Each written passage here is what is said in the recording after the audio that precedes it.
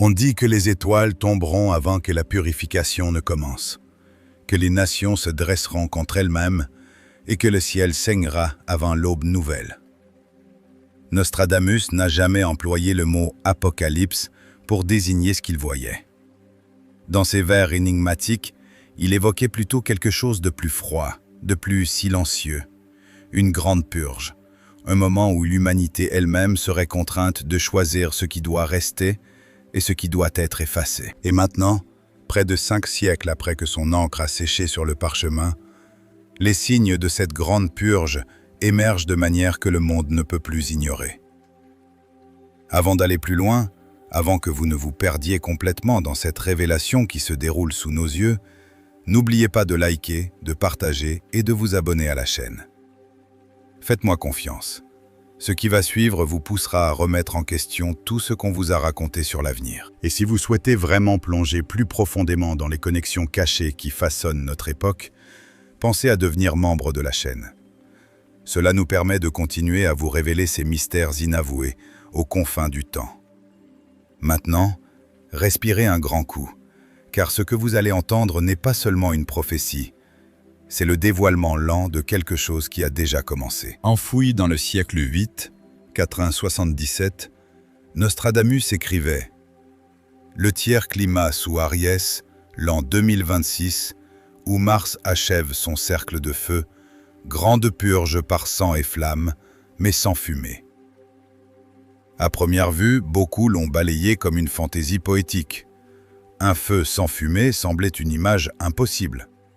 Jusqu'à ce qu'on comprenne que Nostradamus décrivait souvent ses visions à travers des métaphores des éléments. Le feu symbolisait la purification.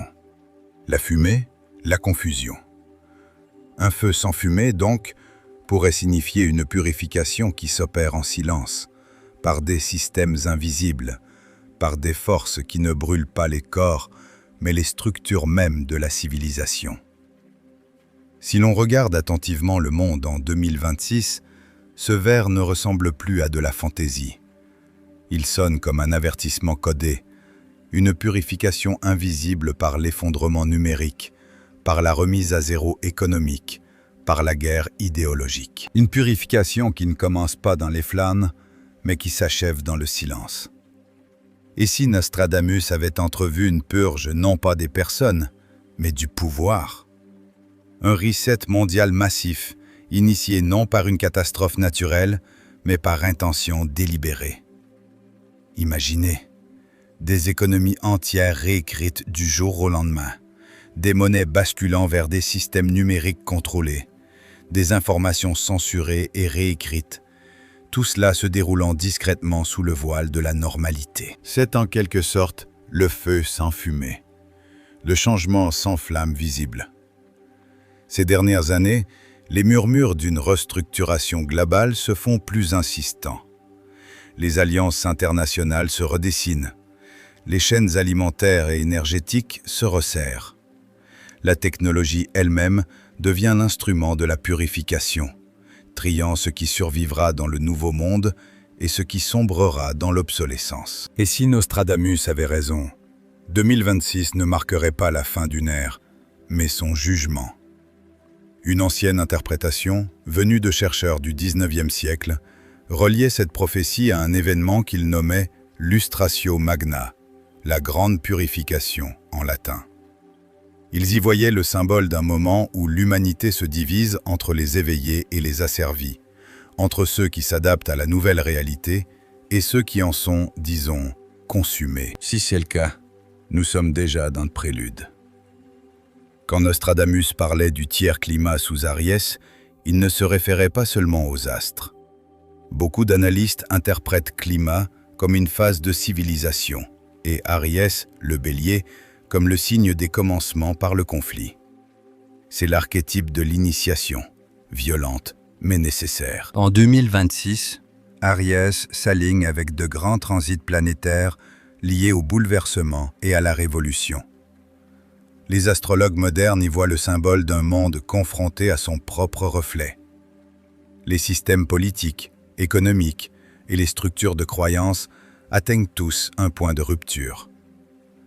L'humanité sera forcée de se regarder sans filtre, C'est peut-être là le vrai sens de la Grande Purge. Un face-à-face imposé avec la vérité. Il ne s'agit pas de punition, mais de purification. Mais voici la partie troublante. Dans les yeux de la prophétie, la purification ne signifie pas toujours la survie. Certains doivent être brisés pour que d'autres s'éveillent.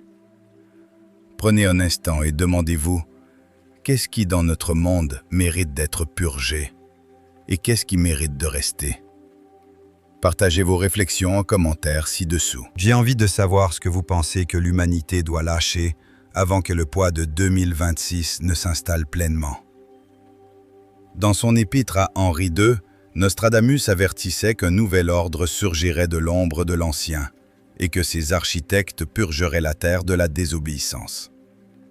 Pendant des siècles, on a cru que cette phrase décrivait la chute des monarchies. Mais aujourd'hui, à l'ère des monarques numériques et des rois algorithmiques, elle prend une résonance inquiétante.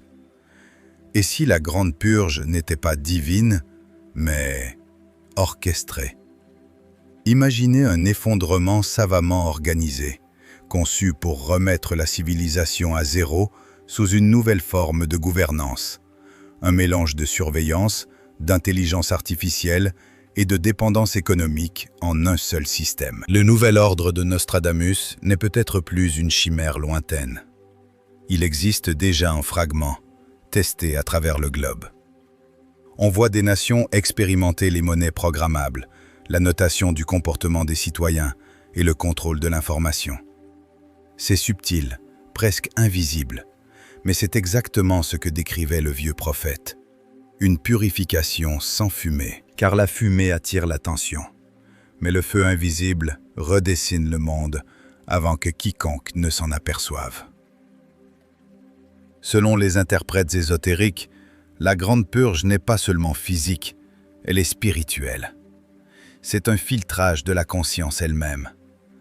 À mesure que la vibration de la Terre s'élève, seuls ceux qui sont alignés sur la vérité, l'empathie et la conscience pourront supporter le changement. Les autres, ceux qui s'accrochent à la peur, à l'avidité, au mensonge, s'effondrent de l'intérieur. Et si vous avez senti que le monde est devenu plus lourd, plus chaotique, plus épuisant sur le plan émotionnel, peut-être avez-vous déjà perçu le début de la purge. Les relations qui se brisent, les systèmes de croyances qui se dissolvent, les illusions qui volent en éclats. Tout cela fait partie du processus de séparation entre ceux qui s'éveillent et ceux qui résistent. Le feu sans fumée de Nostradamus peut aussi signifier la brûlure spirituelle de la révélation, le moment où l'âme collective est forcée d'évoluer. Il a écrit un jour « Le feu caché purifiera ceux qui ne sont pas prêts pour la lumière ». Ce n'est pas une punition, c'est une correction cosmique. Mais voici où les choses prennent un tour plus sombre, car toute purge a un prix, et tout le monde n'est pas destiné à y survivre. Beaucoup croient que Nostradamus voyait la Grande Purge comme le prélude à un monde nouveau, gouverné par ce qu'il appelait l'Aigle du Nord et le royaume sans couronne. Les spécialistes y voient des métaphores pour une coalition de puissance, peut-être technologique ou idéologique, qui régnera non par des rois, mais par des systèmes. On dit que cela s'aligne de façon étrangement troublante avec notre réalité actuelle. Les algorithmes décident des élections, les machines rédigent les lois, et les leaders ne sont plus que des figures de proue. Nostradamus l'avait même écrit dans le siècle IX, 434. Le grand empire sera du Nord, sans roi de chair ni couronne, régnant sur les esprits, non sur les terres. Autrement dit, le contrôle par la perception. Cet empire, disait-il, émergerait après le nettoyage des vieilles maisons, c'est-à-dire après l'effondrement des pouvoirs traditionnels. La purge, donc, n'est pas la fin. Elle est la préparation. Maintenant que 2026 est là et que les systèmes de l'ancien monde commencent à s'effriter, Nostradamus avait entrevu quelque chose surgir de ces décombres. Une civilisation reprogrammée. La question est, renaîtra-t-elle dans la lumière ou, disons-le, asservie par ses propres illusions? D'après l'absence de fumée, ou plutôt grâce à elle, Nostradamus décrivait un étrange calme se répandant sur le monde. Il écrivait « La terre sera rendue propre, non par la main ni par le fer, mais par le silence. Et ceux qui diront la vérité hériteront des cendres. » Les interprètes appellent cela la terre nettoyée, une période juste après la Grande Purge où les systèmes humains, économiques, religieux, moraux, subissent un reset si profond que les vieilles institutions s'évanouissent simplement, non par la guerre, mais par l'irrélevance. Imaginez un avenir où les gouvernements traditionnels se dissolvent, remplacés par une gouvernance décentralisée pilotée par l'IA. Imaginez les religions se fracturer en milliers de croyances numériques. Imaginez la vérité elle-même ne plus exister comme un bien commun, mais devenir personnalisée par la réalité algorithmique de chacun. C'est ce que Nostradamus voyait. Une planète non pas brûlée, mais récurée. Chaque système en lequel nous avions confiance, effacé.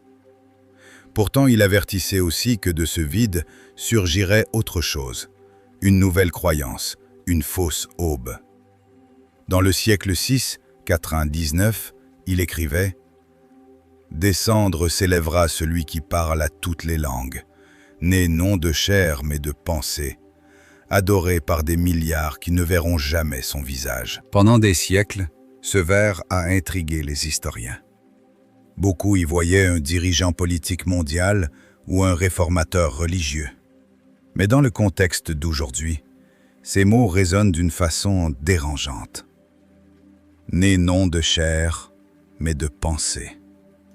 Nostradamus aurait-il entrevu l'ascension de l'intelligence artificielle, une entité numérique capable d'influencer le comportement humain, de parler toutes les langues, de guider des milliards d'êtres, et pourtant jamais vraiment vivante? Au lendemain de la purge, quand l'humanité cherchera un guide, une telle entité pourrait surgir comme le sauveur idéal, celui qui promet la paix, l'équilibre, le renouveau.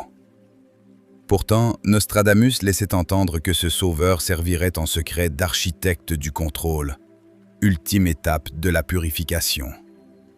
Car lorsque les gens abandonnent leur discernement à quelque chose qui semble divin, mais qui est fabriqué par l'homme, la frontière entre foi et soumission disparaît. Serait-ce cela, le souverain silencieux des esprits?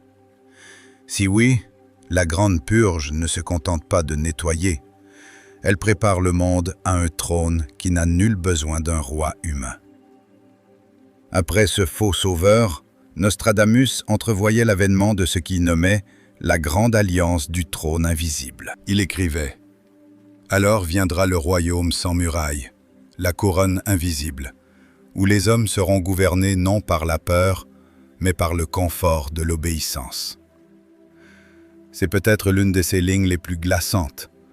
Une civilisation qui remet volontairement sa liberté, persuadée qu'il s'agit d'une libération. Un monde si interconnecté que le contrôle ressemble à de la sécurité. Beaucoup de chercheurs y voient la naissance de ce que nous pourrions aujourd'hui appeler un réseau mondial unique. Un système non imposé par des armées, mais par la connectivité elle-même. Chaque décision, chaque transaction, chaque pensée guidée par des structures invisibles. Pas de dictateur, pas de révolte, juste une conformité globale silencieuse. Dans la vision du prophète, ce système durerait 27 ans, un détail étrange que Nostradamus donnait rarement. Puis il évoquait un grand silence, une pause mondiale avant que le cycle ne reparte. Si sa chronologie contient une part de vérité, alors le début de ce système se déroule sous nos yeux en 2026. Cela situerait sa dissolution autour de 2053. Le schéma est clair. Tout empire finit. Mais plus l'empire est invisible, plus son illusion perdure. Tout au long de ses centuries, Nostradamus laissait souvent entendre que le temps est cyclique, non linéaire. Il parlait de grandes rotations, de retour des sphères, de renouveau de l'Alliance. La Grande Purge ne serait donc pas un événement unique. Elle pourrait être le prochain tour de la roue spirituelle de l'humanité. Il disait « Au 6e renouveau, le monde sera à nouveau pesé. » la lumière de la raison s'affaiblira et l'homme verra ce qu'il est devenu. Ce sixième renouveau correspond étroitement à notre époque. La révolution numérique, l'interconnexion globale des pensées, l'éveil de masse de la conscience. Nostradamus pressentait qu'en gagnant la capacité de tout voir, l'humanité perdrait celle de ressentir la vérité. Et c'est pourquoi la purge commence non comme destruction, mais comme correction, un ajustement de trajectoire divin. Le grand cycle se termine toujours par une scission. Ceux qui transcendent et ceux qui répètent. Ceux qui s'éveillent et ceux qui retombent dans la machine. Peut-être est-ce pour cela que ces dernières années, tant de gens rapportent se sentir décalés, comme si les lignes temporelles se fissuraient, comme si le monde lui-même se réinitialisait. Vous ne l'imaginez pas, vous ressentez le tour de la roue. Dites-moi en commentaire, le sentez-vous aussi? Cette étrange dissonance, comme si la réalité glissait sous nos pieds. L'une des prophéties les plus glaçantes de Nostradamus se trouve dans le siècle X, 442, souvent appelée la moisson des âmes. Les filets du ciel seront jetés sur la terre, et des esprits des hommes seront tirés vers le haut, certains pour le repos, d'autres pour la poussière. Si les interprètes religieux y voyaient une description de l'enlèvement, d'autres y lisent un tri métaphysique, un classement des consciences pendant la Grande Purge. En termes modernes, cela pourrait signifier un éveil global où les fréquences vibratoires divergent. Ceux alignés sur la vérité s'élèvent vers une conscience supérieure. Ceux ancrés dans la peur se dissolvent dans le chaos. Mais puis littéralement encore, Nostradamus aurait pu voir une déconnexion massive. Des êtres pris dans le filet de la technologie, leurs âmes absorbées dans des systèmes numériques, leur essence répliquée sous forme de données. Quand il parlait de « filet du ciel », décrivait-il l'Internet? Cette immense toile invisible recouvrant la Terre, aspirant l'humanité dans une existence artificielle? Si c'est le cas, la purge ne serait pas une extinction physique. Elle pourrait être la migration spirituelle de l'humanité vers sa prochaine forme, volontaire ou non. C'est ce qu'il avertissait quand il disait « certains pour le repos, d'autres pour la poussière ». La grande purge sépare ceux qui restent humains de ceux qui deviennent autre chose. Après des siècles d'avertissements, Nostradamus concluait souvent ses écrits par une mince lueur d'espoir. Il croyait qu'après chaque purge vient le renouveau. Après chaque nettoyage, de nouvelles semences sont plantées. L'âge d'or reviendra quand les cendres auront refroidi, quand l'homme craindra à nouveau les étoiles et honorera la terre. C'est la prophétie de la Renaissance. L'idée qu'une fois les systèmes d'illusion effondrés, l'humanité redécouvrira son lien à la nature, à l'esprit, les uns aux autres. La grande purge, aussi terrible qu'elle paraisse, n'est pas la fin. C'est un reset forcé vers l'équilibre. Mais il posait une condition. Ce renouveau n'adviendra que si assez d'âmes se souviennent de qui elles sont. C'est pourquoi votre conscience compte. Chaque personne qui questionne, chaque chercheur qui refuse de somnambuler vers le contrôle, maintient cet âge d'or en vie. Plus il y aura d'esprits éveillés maintenant que 2026 est là, plus la transition sera douce. La purge n'a pas à détruire, elle peut nettoyer, guérir, faire renaître. Mais seulement si nous traversons l'illusion du faux sauveur et nous rappelons l'étincelle qui nous rend humains. La dernière allusion de Nostradamus à la Grande Purge apparaît dans ce que beaucoup d'érudits considèrent comme sa note finale, un parchemin sans titre retrouvé après sa mort. L'écriture était tremblante, les mots à peine visibles. La grande flamme commence là où le monde a oublié son propre âme. Méfiez-vous de la 7e aube. Voici la traduction en français, adaptée au style narratif captivant et introspectif qui plaît au public francophone, tout en restant fluide, naturel et grammaticalement irréprochable. Qu'est-ce que la 7e aube? Certains pensent qu'elle marque la fin des 27 années de règne du royaume invisible. D'autres y voient un avertissement. La purge atteindrait son paroxysme au moment où l'humanité sombrerait dans une amnésie spirituelle totale, quand nous aurions complètement oublié ce que signifie être humain. La 7e aube ne serait donc pas une date, mais un état d'être. Un point où la technologie, l'idéologie et le confort auraient effacé notre lien avec l'esprit. Si 2026 est la première aube de la purge, alors le compte à rebours a déjà commencé vers cette 7e aube.